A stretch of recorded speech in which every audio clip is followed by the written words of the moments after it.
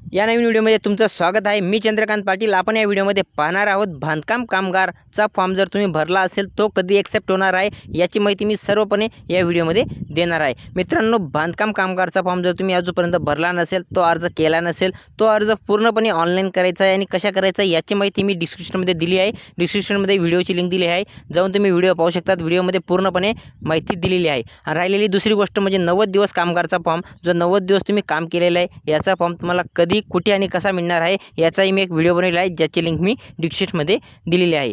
जर तुम्ही फॉर्म केला असेल तर जानेवारीचे फॉर्म आता चेकिंग होणं सुरू झालेलं आहे। तो फॉर्म आता चेकिंग होत आहे। तुमचा फॉर्म सुद्धा चेकिंग होईल। चेकिंग झाल्यानंतर तुम्हाला एक्सेप्ट अशा प्रकारे दिसून येईल। जर तुमचा फॉर्म अजून पेंडिंगमध्ये आहे तर टेन्शन घेऊ नका, फॉर्म लवकरात लवकर एक्सेप्ट होणार आहे।